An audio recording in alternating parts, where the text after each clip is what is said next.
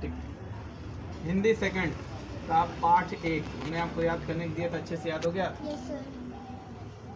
Paper में आना है तो इसी में से आना है, इसीलिए पूरा याद कराया है। ठीक, सब शब्द अच्छे से याद हो गया ना? Yes sir. चलो पूछें। भाषा और व्याकरण।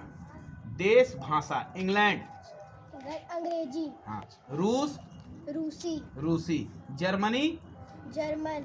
पाकिस्तान। पाकिस्तान। उर्दू। ईरान। फारसी। Very good. भारत के कुछ राज्य और उनकी भाषाएं। राज्य और भाषा। पंजाब। पंजाबी। महाराष्ट्र। मराठी। नागालैंड। अंग्रेजी। अंग्रेजी। केरल।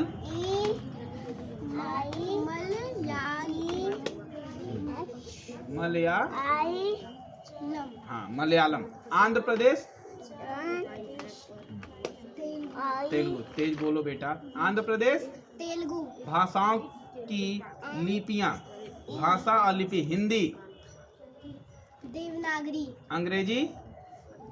रोमन। उर्दू। देवनागरी। देवनागरी। अंग्रेजी। अंग्रेजी। रोमन। उर्दू। फारसी। पंजाबी। पंजाबी। गुरुमुखी। ठीक, वेरी गुड। प्रश्न उत्तर। हम भाषा का प्रयोग क्यों करते हैं? हम भाषा का प्रयोग अपने विचार दूसरों तक पहुंचाने के लिए करते हैं। भाषा के दो भेद कौन कौन से हैं? भाषा के दो भेद हैं, मौखिक भाषा, लिखित भाषा। लिपि किसे कहते हैं? भाषा को लिखने का ढंग लिपि कहलाता है। व्याकरण के विभागों के नाम लिखिए। व्याकरण के 3 विभाग होते हैं। हाँ। वर्ण विचार, शब्द विचार, वाक्य विचार। Very good. सही कथन के आगे सही और गलत के आगे गलत का साइन लगाइए, ठीक है ना? संकेत या इशारे संकेत या इशारे भाषा नहीं कहलाते हैं। सही। आपकी पाठ्य पुस्तक भाषा का मौखिक रूप है। गलत। बोलकर समझाई गई बात भाषा का लिखित रूप होता है। गलत। भारत में हिंदी के अलावा कई भाषाएं बोली जाती हैं। सही।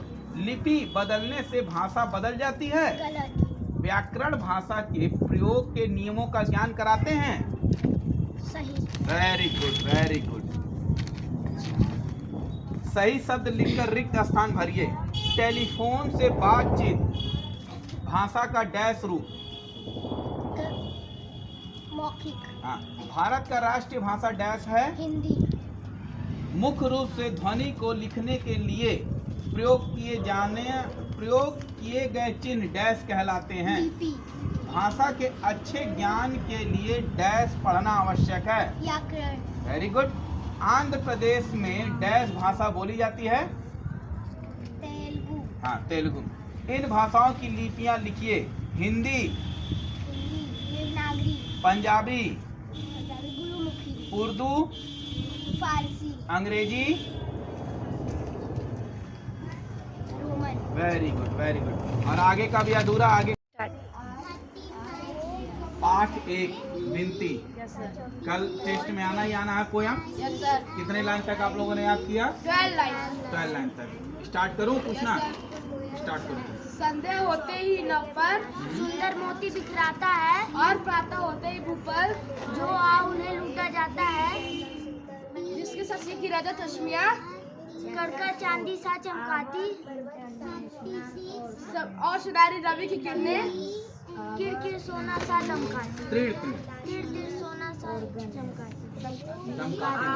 गूंज रही है घाटी घाटी, इसके झरनों की झरझर से जिस गाती चलता है जिसका यश